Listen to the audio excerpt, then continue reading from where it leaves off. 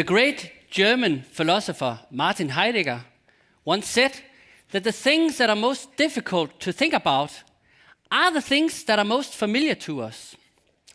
This applies very well to the topic of my talk today, because what I want you to do is reconsider money. So money is something that we all use every day. We use it to buy coffee, we use it to get paid for work, we use it to pay our bills, and most of the time we tend to take it for granted. Sometimes we may think about money. If we have no money or little money, we may worry about how to get some money. And if we have enough money, or even too much money, we may contemplate how to spend our money. However, in this familiarity with money, a very crucial question tends to get lost. And it is the question, how is money created? In order to understand the economy, and in order to understand money in the economy, we need to start understanding that in our economy, we have two kinds of money. We have paper money, and we have electronic money, which is the kind of money we use when we use this kind of device, a payment card. If we think of money in terms of our daily use, there doesn't seem to be much difference between the two kinds of money. They are denominated in the same currency. If you buy a cup of coffee, it costs the same, regardless of whether you pay with this one or this one. So the difference between the two seems to be merely a matter of convenience. If, however, we ask this question, how is money created? We see that there is indeed a crucial difference between the two kinds of money. Let's start with the easy one, this one. Paper money. Paper money is created by the central bank. We can read that on the banknote. If anyone else tries to create this kind of money, and if they get found out, they will go to jail for counterfeiting. Electronic money, however, is a little trickier. The accounts that we have in our banks are called deposit account. And that may sound as if, so this kind of money is just this kind of money deposited in the bank. And in principle, that could be the case.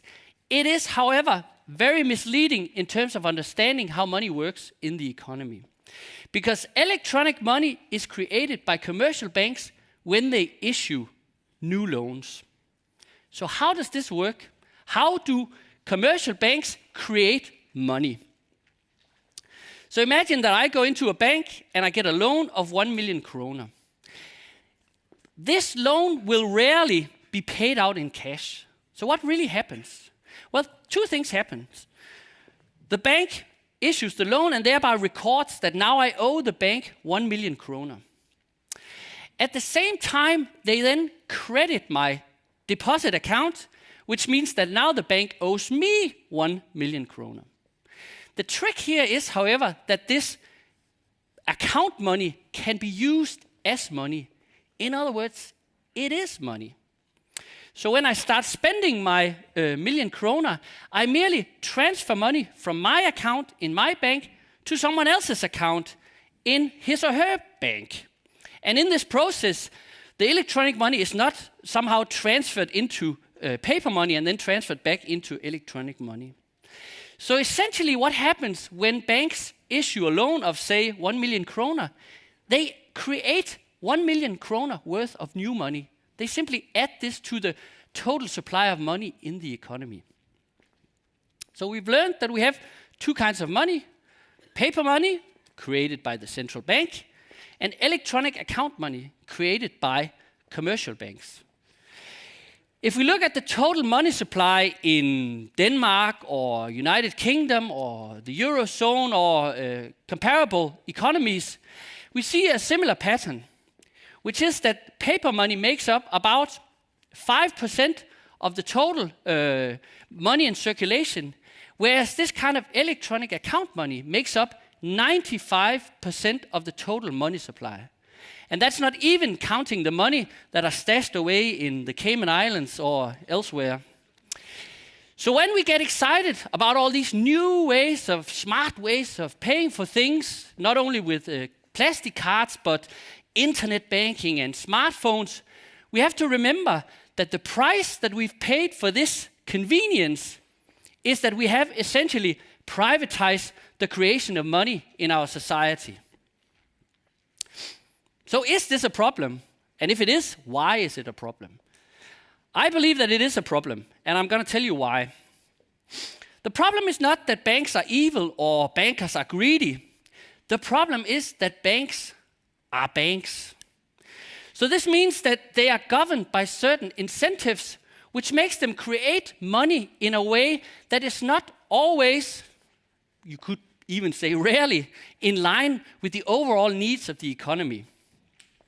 This has at least 3 very negative consequences. It creates inequality, it creates instability, it creates inequality, and it creates a concentration of power. So let's take the first one, instability. Banks' willingness to create new money and lend it into the economy depends on the overall cycles in the economy. So when the economy is booming, house prices are going up, stock prices are rising, the banks are very keen to create new money and lend it into the economy. This, however, has the effect of inflating the prices in the economy even more. So house prices go up even further and stock prices go up even further. And then we have bubbles, and as we know, ultimately these bubbles are going to burst, and we will have a crisis as the one we saw in 2008, and as all of the crises we've seen over the last 4 decades with regular intervals. And when these crises happen, the banks go into reverse. Then they become reluctant to create new money and lend it into the economy. And this in turn then contributes to a deflation of the prices. So house prices, which are already falling, will fall even more, and the same for stock prices. So in this situation, the banks actually worsen the crisis that is already going on. So, in other words, banks have an incentive structure for creating money when we don't need it and holding back when the economy actually needs money. We can compare this a little bit to an umbrella shop which sells umbrellas when the sun is shining, but then when it starts raining, the shop closes. Second problem, inequality. As we all know, when we borrow money, we have to pay interests. And we can think of interest as a kind of tax on money. So we pay this tax to the banks in order to participate in the economy. This form of money tax, however, works opposite of normal taxes. Because if you're rich, if you already have money, if you already have assets, you can borrow more money at a very low interest rate. If you have little money, however, you have to pay a high interest rate. So you have to pay a high tax, so to speak. And of course, if you're poor and you have no money at all, then you can't borrow anything. So to my mind, the way that money is created is a key explanation for not only for the inequality that we have in our societies, but also for why this inequality just keeps rising and rising and rising. And this growing inequality applies to individuals, but it also applies to countries. So we see some countries paying a high interest rate and thereby becoming poorer and poorer, and we see other countries getting richer and richer. The third point has to do with power.